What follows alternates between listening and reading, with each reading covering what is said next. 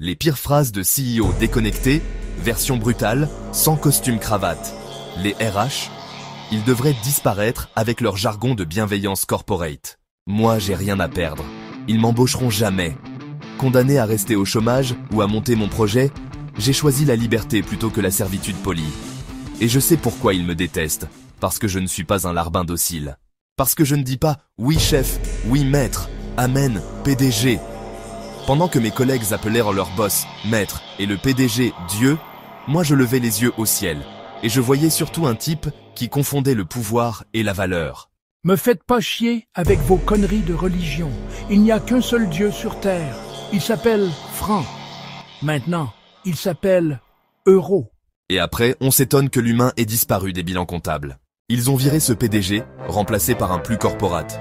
Un mec qui exige que les gens sourient le matin, sinon c'est mauvaise attitude.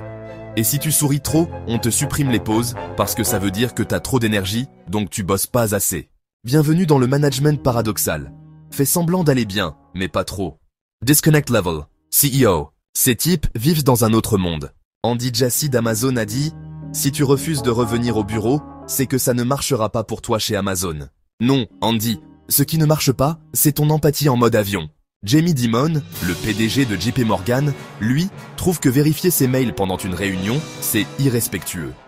Ouais, c'est sûr, lire un mail, c'est irrespectueux. Mais virer 10 000 personnes par mail, ça c'est du leadership. Un autre PDG, celui de L'Oréal, a dit « Le télétravail tue la créativité. Normal, quand t'as jamais pris le RER à 6h du mat avec un café froid et 200 têtes vides autour de toi, t'appelles ça l'inspiration. » Et le PDG de Shopify, lui, a déclaré que l'IA devait devenir une expectation de base. Ils veulent des robots? Parfait. Qu'ils commencent par se remplacer eux-mêmes. Performance ou mort. Leur mantra, toujours plus vite, toujours plus fort, toujours moins humain. Ils prêchent sur la productivité comme une religion, mais au fond, ils confondent engagement et esclavage. If you don't want to work overtime, get out. Traduction. Ta vie privée, c'est une perte de productivité. You're being paid to do your job. Non, je suis payé pour survivre à ton système absurde. Et quand quelqu'un demande une augmentation, la réponse, c'est « Quit Pity City ». Merci, je préfère habiter dans la vraie vie, celle où les loyers existent. L'idéologie du sourire obligatoire. Ils veulent des salariés qui sourient, en arrivant, et qui ferment leur gueule en partant. Des visages positifs, sur fond de burn-out collectif. Des âmes vidées, maquillées en culture d'entreprise.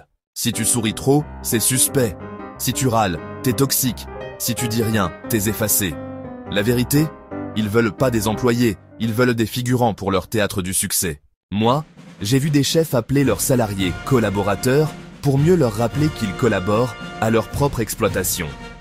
J'ai vu des managers dire « on est une famille », juste avant de virer un frère en 5 minutes chrono. Chez eux, famille veut dire « tu donnes tout, moi je prends tout ». La déconnexion des hauteurs. Les pires phrases de CEO, c'est pas juste du mépris, c'est un système de pensée où tout ce qui ne rapporte pas ne vaut rien.